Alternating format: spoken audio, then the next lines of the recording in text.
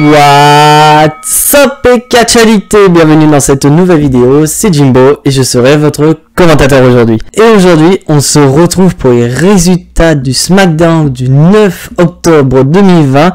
Et comme vous le savez, c'est le premier jour de la draft et donc je ne serai pas tout seul dans cette vidéo car je serai accompagné de l'analyste de la chaîne Jimbo Wrestling, j'ai nommé moi-même. Ouais, what's up Catch Addict, ce sera moi l'analyste du draft. Donc je vous dirai les catcheurs qui vont être draftés dans cette première journée. Donc on a eu 4 rounds du draft et donc je vous donnerai aussi mon avis personnel sur cette draft. Mais par contre je te préviens toi, si tu interviens que pour le draft, tu n'interviens pas pour le reste, ok? Ok. Donc, vous êtes prêts? Que le show commence. Et donc là, on commence très fort. Le show démarre donc avec Stephanie McMahon qui est présente. Donc c'est elle qui va animer ce draft. Et beaucoup de questions se posent. Est-ce qu'on aura des catcheurs de NXT? Est-ce que NXT pourront choisir leur catcheur? Et bah la réponse est ni un ni l'autre. Pour le moment, on n'a aucun catcheur de NXT. NXT n'a pas choisi donc ses catcheurs. Donc Stephanie McMahon annonce le premier round du draft et beaucoup de gens se posaient des questions. Est-ce qui sera le number one pick? Parce que comme vous le savez, en 2016 c'était Seth Rollins, en 2019 donc l'année dernière c'était Becky Lynch. Donc on se demande, est-ce que Raw fera une troisième fois le number one pick ou ça va être SmackDown? Et bah la réponse c'est que Raw continue cette série. En effet, le premier draft sera le champion de la WWE, Drew McIntyre. Et qui suit derrière, le champion universel, j'ai nommé Roman Reigns. Et vu qu'on continue du côté des champions, nous avons l'impératrice de demain, la championne féminine de Raw, Asuka, qui est annoncée du côté de Raw. Et là, on tombe sur le premier transfert et moi franchement je pense que c'est le plus gros transfert de ce draft, en tout cas de cette journée. C'est le Monday Night Messiah Seth Rollins qui est transféré du côté de SmackDown. C'est vraiment pour moi le big transfert de ce draft de cette année pour le moment. Et donc au final, Stephanie McMahon nous dit il n'y a rien de mieux pour business, c'est-à-dire best for business, que de garder your business du côté de Monday Night Raw. Et oui, nous avons le Monday Night Messiah qui part du côté de SmackDown. Et à noter, donc petite piqûre de rappel, faut pas oublier que Seth Rollins est dans le roster de Raw depuis la première draft qui date de 2016. Il faisait partie des rares catcheurs qui sont restés dans le même roster toutes ces années. Donc, je sais qu'il y a déjà Nia Jax et je sais qu'ils étaient 3, mais j'ai oublié le 3e. Donc ça peut être assez sympa de voir Seth Rollins du côté de SmackDown. Au final, on a le Monday Night Messiah qui est devenu le Friday Night Messiah. Et pourquoi pas voir, qui sait, une rivalité entre Roman Reigns et Seth Rollins pour déterminer qui est le véritable chef du côté de SmackDown. Parce que si Seth Rollins garde sa gimmick du Messiah, il peut potentiellement rentrer en rivalité avec Roman Reigns. Et qui sait, peut-être pourquoi pas un face turn de Seth Rollins, mais qui garde quand même sa gimmick de Monday Night Messiah. Franchement, je suis trop hypé de voir Seth Rollins du côté de SmackDown. Donc là, on passe au premier match de la soirée. J'ai nommé Biggie face à Sheamus dans un Fall Count Anywhere match. Et bah je vous cache pas qu'au début j'avais un peu peur parce que je me dis Fall Count Anywhere au Thunderdome parce que quand même est-ce qu'on va avoir des interactions assez intéressantes? Et je ne vous cache pas que ça a été le cas. J'ai bien aimé une petite séquence où Biggie se fait prendre dans la prise André the Giant style, donc comme je le dis, c'est qui est coincé entre deux cordes. Et là, Sheamus tente donc voilà de se faire passer Biggie à tabac avec des kendo sticks, etc. On voit bien que le combat commence à dégénérer. Ça part voilà à l'extérieur du ring, ça va à l'extérieur, donc on les voit dans les coulisses. J'ai franchement bien aimé cette séquence et ça se termine dans le parking comme par hasard. Là où la rivalité a commencé, car faut pas oublier que Sheamus a attaqué Biggie il y a de ça les semaines du côté de SmackDown pour empêcher Biggie de participer à un Fatal 4-Way pour devenir challenger numéro 1 au titre de champion universel. Donc au final, WWE, ils ont bien joué ce coup de faire terminer une rivalité et à commencer. Et on voit que voilà, Sheamus porte un white noise sur Biggie à travers une pare-brise de voiture.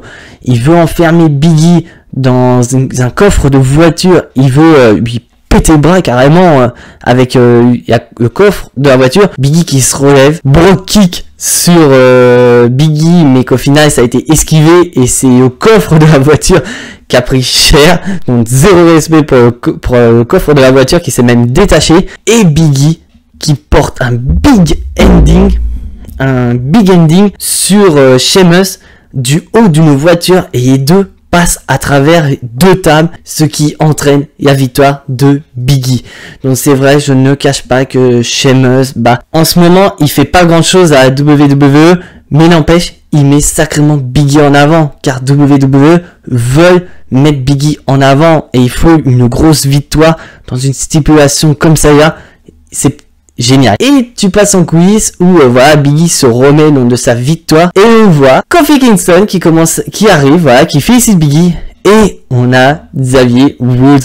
Donc on a les 3 membres du New Day qui sont présents, et au final Xavier Woods nous dit il manque quelque chose en fait dans l'équipe. Il manque les titres de champion par équipe de SmackDown.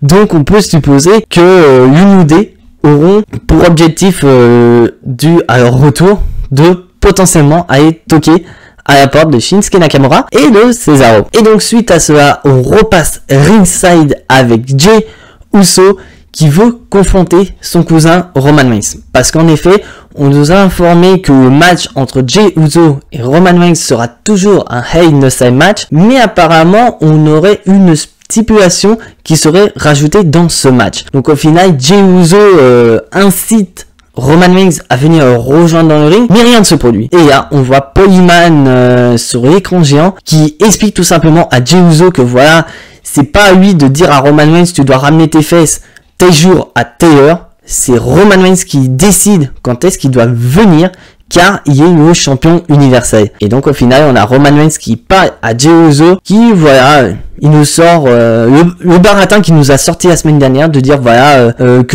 qui aime Jey Uso, qui a tout fait pour le mettre en avant, pour que ce dernier puisse toucher un gros chèque pour aider sa famille à mieux vivre quoi. Donc en gros, Roman Reigns se met en position en disant voilà, je t'ai mis en avant pour ta famille, pour que tu puisses subvenir à leurs besoins.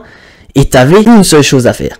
C'était de me dire, ça y est, t'es le chef de la tribu, mais il ne l'a jamais fait. Et donc au final, Roman Reigns choisit la stipulation pour le Hell in a Cell match. Ce sera un Hell in a Cell I Quit match. C'est-à-dire que il n'y aura pas de tombée, ce sera dans la cellule de l'enfer, mais pour gagner, il faudra faire dire à son adversaire I quit. Et franchement, je trouve qu'il n'y a pas meilleure stipulation dans cette rivalité, parce que comme avait dit Jey Uso la semaine dernière, Roman Reigns a peut-être gagné le match à Clash of Champions, mais il n'a pas démoli Jey Uso au niveau de l'esprit. Donc le fait de mettre un I quit match, c'est qu'au final, le fait de faire abandonner, c'est de voilà, d'admettre, par exemple, Roman Reigns en tant que chef de tribu. Parce que je vous cache pas, c'est Roman Reigns qui va remporter le match. Ça c'est carré net. Donc le fait de mettre un I quit match, c'est voilà, d'admettre que Roman Reigns sera le chef de la tribu et ce dernier sera élu par Jey Uso. Et donc là, ouais, maintenant c'est la petite pause draft. On nous annonce le 2e round du draft et on nous annonce que Raw deviendra phénoménal. En effet, nous avons le phénoménal AJ Styles qui est envoyé du côté de Monday Night Raw. Après, je le cache pas, mais Paul Heyman est peut-être pour quelque chose, parce qu'on sait très bien que Paul Heyman et AJ Styles ne s'aiment pas du tout depuis l'affaire des Good Brothers, donc Gallows et Anderson. Donc on sait très bien que voilà, AJ Styles est parti à SmackDown parce qu'il y avait Paul Heyman à Raw. Maintenant que Paul Heyman est à SmackDown, vu que c'est avocat de Roman Reigns, il part du côté de Raw. Et donc là on part du côté féminin. The Boss, Sasha Banks, restera du côté du showbiz.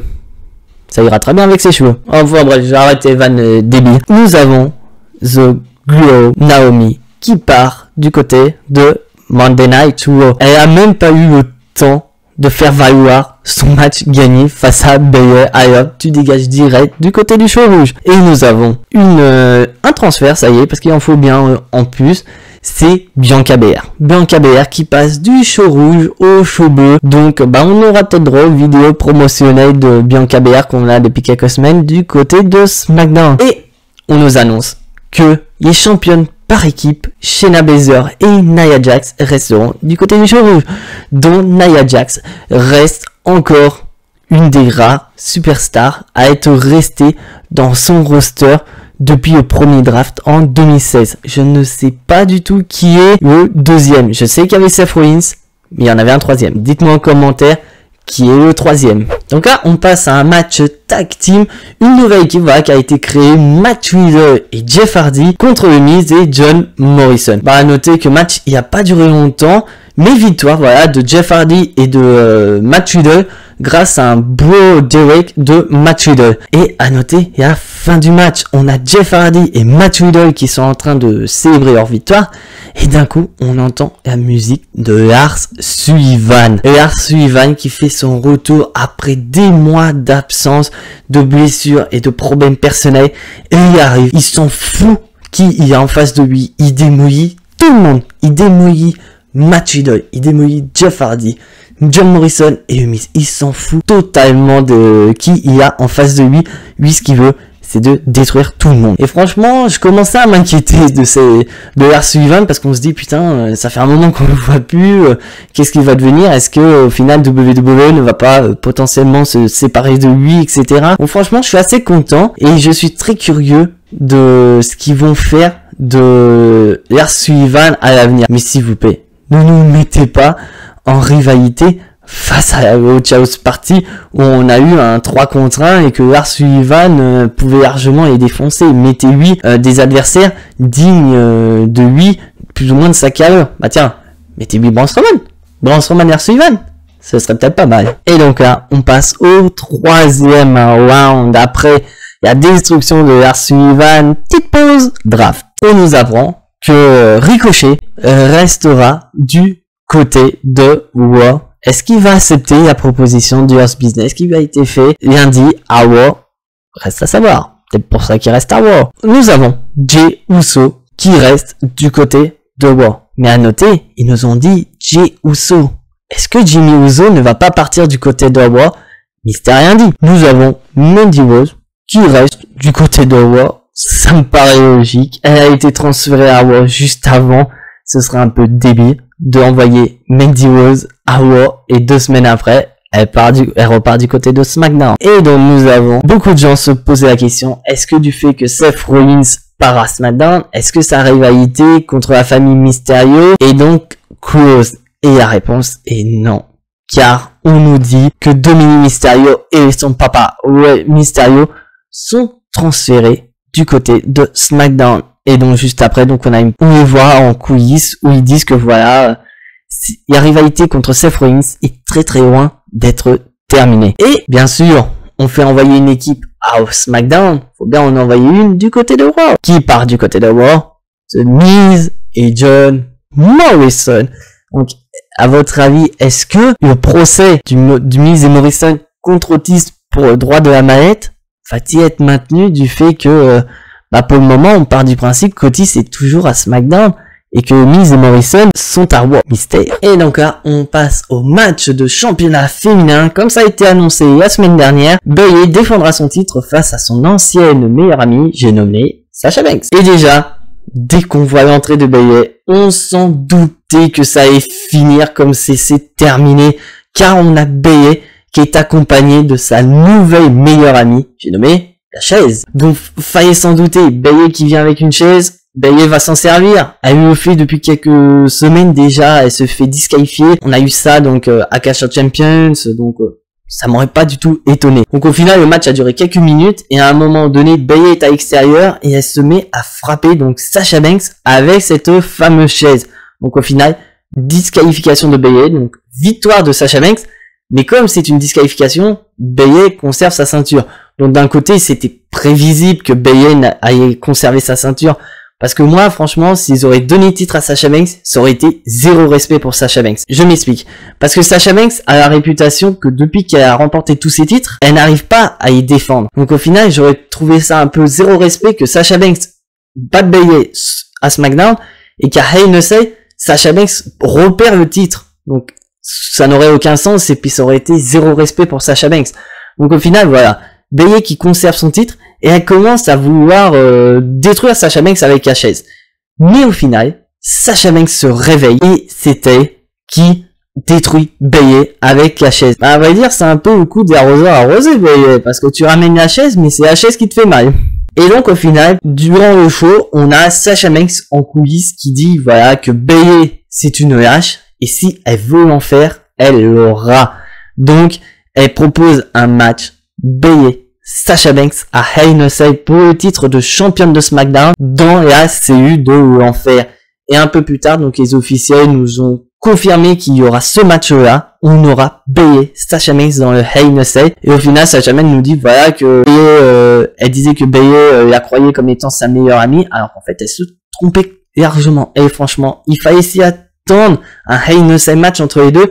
Et donc au final, nous avons 3 Hell in a Cell match. On a Randy Orton, Drew McIntyre du côté de Raw, Bayley, Sasha Banks et Roman Reigns, Jey Uso. C'est une première depuis 2016. Depuis 2016, on n'a pas eu 3 Hell in a Cell match dans un seul pay-per-view. Bon, franchement, je suis assez content de ce match et j'espère qu'une chose, c'est que ce match sera le main event de Hell in a Cell. Et donc, suite à un match de championnat, on passe à un nouveau match de championnat où on nous a annoncé que Cesaro défendra leur titre de champion par équipe de SmackDown contre le New Day ce soir à SmackDown.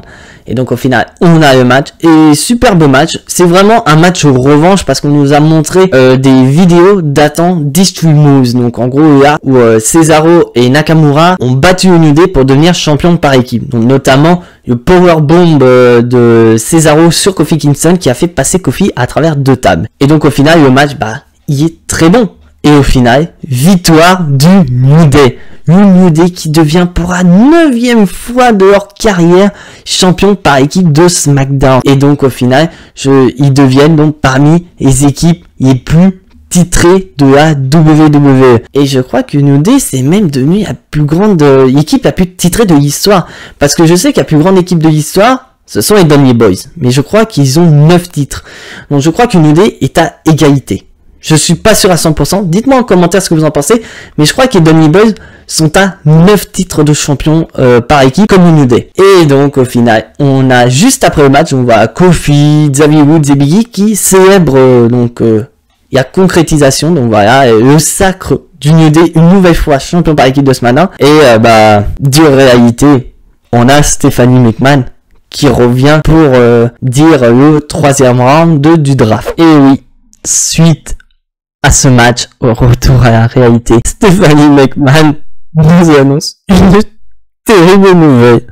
En effet, elle nous annonce que Kofi Kingston et Xavier Woods vont du côté de Raw, tandis que Big E reste du côté de SmackDown. Oh, je suis désolé, mais ça fait mal. C'est pour moi une destruction du New Day. Voilà.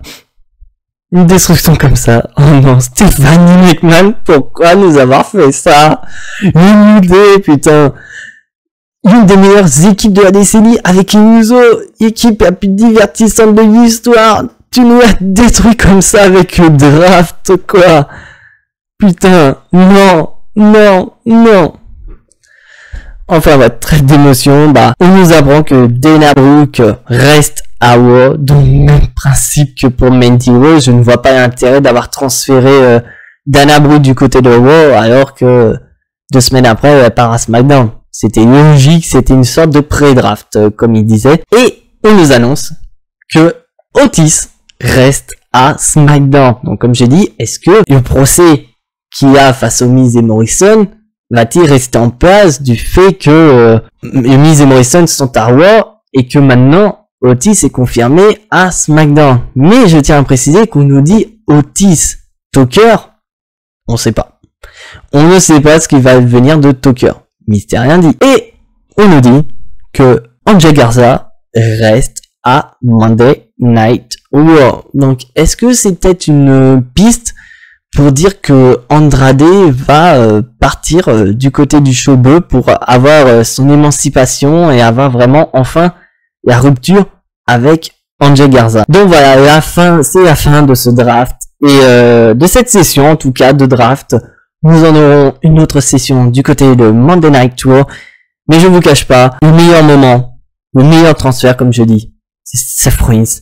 Mais celui qui m'a déchiré le cœur, c'est la séparation du New Day, putain! Pourquoi le New Day? C'est pareil d'autres équipes si vous voulez, mais pas le New Day!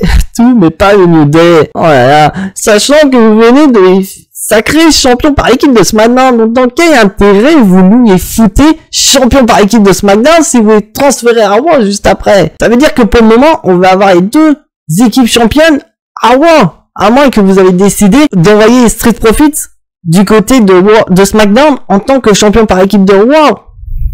Ce serait la seule raison. Mais franchement, pourquoi New Day? Pourquoi New Day? Mais comme je dis, New Day Works. New Day Works. Toujours New Day dans notre cœur. Donc suite à ce nouveau round du draft, nous avons Otis et Tucker qui sont dans les vestiaires. Très bien zappé, voilà, qui se prépare à se défendre, et on voit que Tucker commence à sortir donc un livre, donc on peut supposer qu'il s'agit du code pénal américain. Voilà, ils sont en train de regarder quelques articles en disant que voilà, grosso modo, Otis, il est tranquille du fait que The Miz part du côté de Raw, et que lui, il reste à SmackDown. Mais on a une femme qui donne un courrier à Otis, et on nous informe que malgré le fait que le Miz part à Raw, le Miz continue ses poursuites face à Otis. Donc franchement, bah c'est gros comme une maison. WWE va donner la mallette Money in the Bank à The Miz, et The Miz va cash in sur Drew McIntyre, ou potentiellement Randy Orton, ça je sais pas.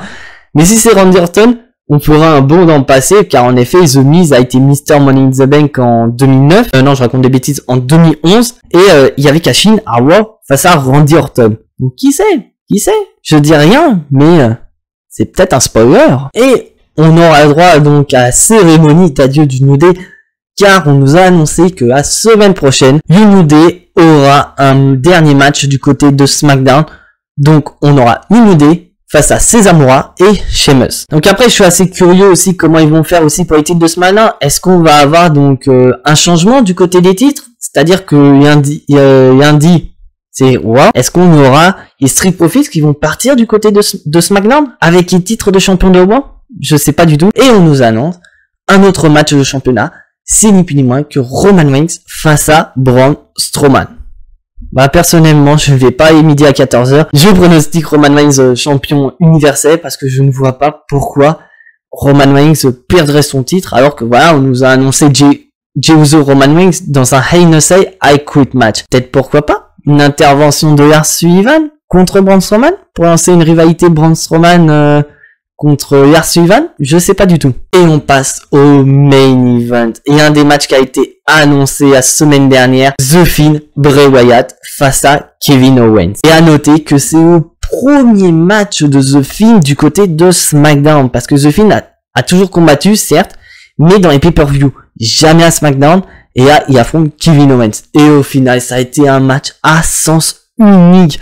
Bien que Kevin Owens ait sorti sa panette de coups, comme son boulet de canon, son pop-up powerbomb donc à travers une table, ses super kicks, ça n'a jamais mis The Fiend à terre. The Fiend, ça lui a rien fait, ça lui a fait une piqûre de moustique, et The Fiend a totalement dominé le match, à quel point que les commentateurs, au lieu de dire Fight Owens, Fight, c'est One Owens, One. Donc en gros, au lieu de combattre, Kevin, t'aurais dû te sauver. Et donc au final, fin de match où The Fiend porte Mandible Claw sur Kevin Owens, et Kevin Owens rassemble ses dernières forces pour porter un stunner sur The Fiend.